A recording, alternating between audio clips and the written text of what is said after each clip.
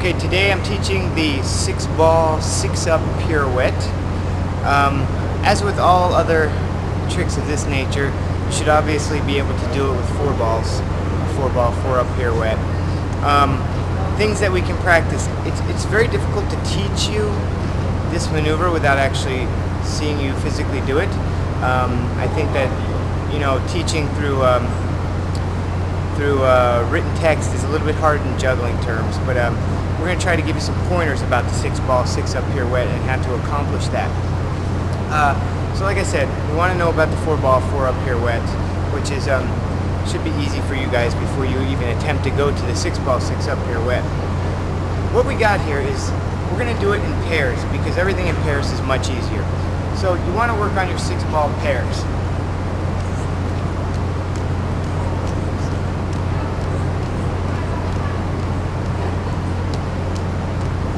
Pairs need to throws come inside of each other. And the same will hold true when you go to launch those in the air.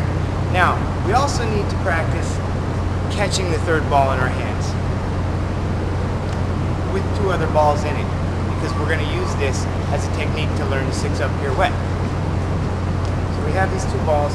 We're going to be catching with our our middle finger. See those wild, ugly throws? Okay, now, where do I go from here? Alright, what we're going to try to do is obviously we'll try to make a 4-up pirouette. Now the technique involved in this kind of a trick is a little bit different than with a throw. A throw, if you notice, our movements are like this when we juggle, which the tendency when we make a mistake is going back. As you see, when people are trying like 8 and 9 balls, everybody's falling back into themselves because they haven't really figured out how a throw should transpire. When we're doing our throws, we're going to do normal juggling style throws. Now, however, when we go for the 6-up pirouette, the throw becomes more of a push rather than a swing. We want to sort of push these balls into the air. I'll demonstrate.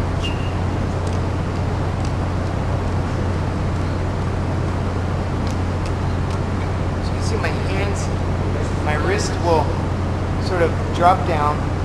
I'll be pushing almost more from the palm of my hand. The back part of the palm of my hand should be the feeling that you have as you push. Now, we want to try that you have that technique to do a 4-up pirouette with 6 balls, but only holding the 5th and 6th ball in our hand and not utilizing it. Outside, inside, or how the throws come. Outside, inside, inside.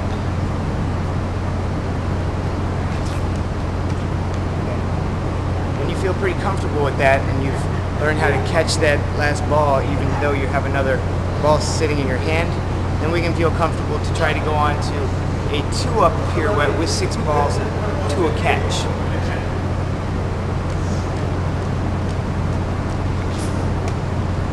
Now you'll notice in that throw, I had a lot of forward and backward action. That means I'm swinging too much, so I need to concentrate more on the push.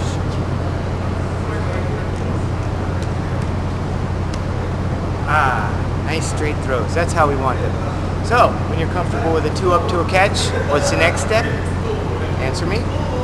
No answer, huh? Okay, we go to 4-up to a catch.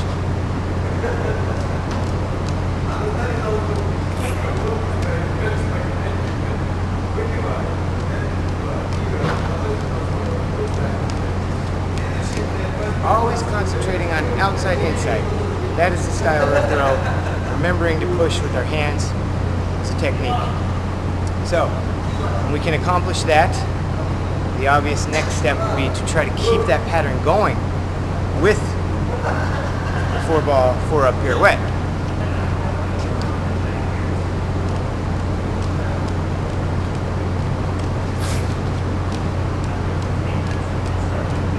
What's important is to try to visualize the balls in the air before you make your spin.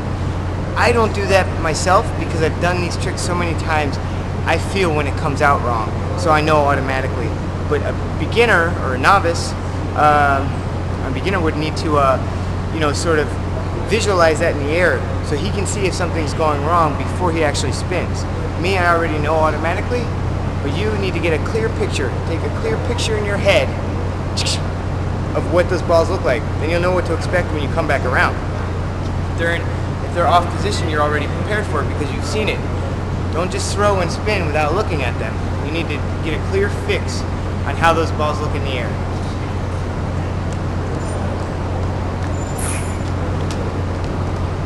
Keeping in mind that we only have a split second, if that, to get that picture, but it's very important in the beginning phases to get that picture.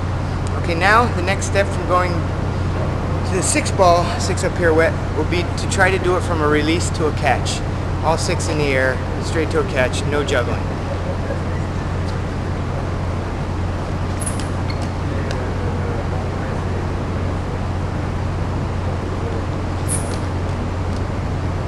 This is a bit of a challenge because it's hard to use the push technique for the first balls because they're in such an awkward position in your fingers. But you need to try to do that anyway.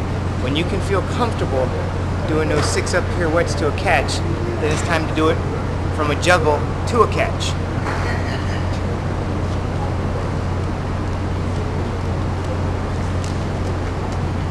And then obviously after that, you'll try to do the 6-ball 6-up pirouette with one throw past, just a flash, like so.